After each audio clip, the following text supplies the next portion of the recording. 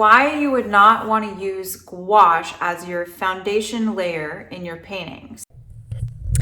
Hello and welcome back again to The Last Pigment. If you haven't run across this channel before, my name is Andalee and we're going to be doing a gouache demo in this video. I'll cut straight to the point of what we're doing. I saw a video by another artist who creates their underpaintings using gouache, and I wanted to create a demo in case you're new to using gouache and you are wondering if that is a good technique or why another artist would do that. I'm going to demonstrate right now why that might not be a good idea.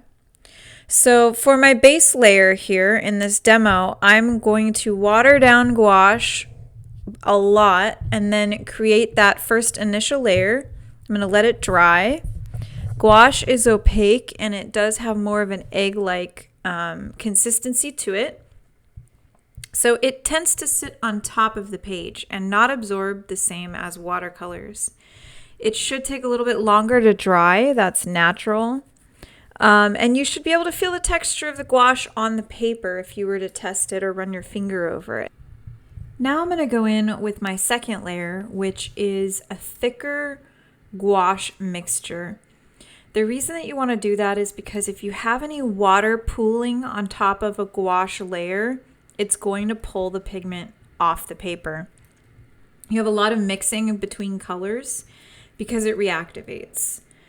And right now you can see how the layer underneath is somewhat reactivating as I'm brushing over the bottom layer with the new layer, and it's picking up the green color and mixing with the blue. Now, if you're going for more of a traditional look, typically what artists would do if they want to create an underpainting is they would start with watercolor first. And the reason is because the watercolors do not reactivate. So we're going to try this demo again, and I'm going to show you what it looks like when you use a watercolor base for your first layer of the underpainting with a gouache layer on top of it.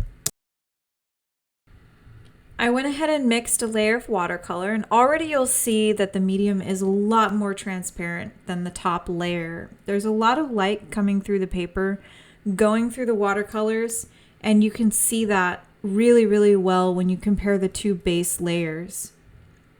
I'm actually going to add a little bit more pigment just so we can get the two samples to look a little more alike for this demo. I really want to show you how if there's a lot of color on the paper, it still has that transparent effect.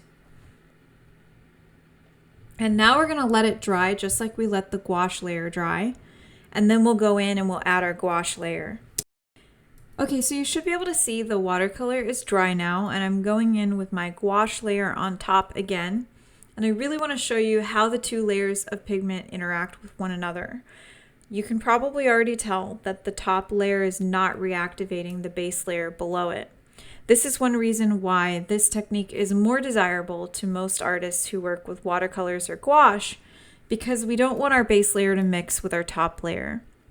What can happen is if you're using the wrong grouping of colors and you do layering with gouache, it will continue to reactivate even when you get to your fifth layer of paint.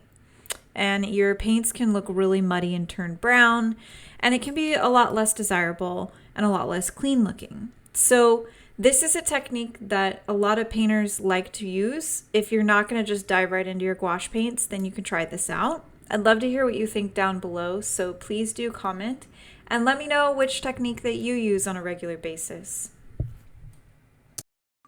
So I really hope that you enjoyed that video. Please like and subscribe if you have not already, and I will see you in the next video. I'm excited and I can't wait to see you there.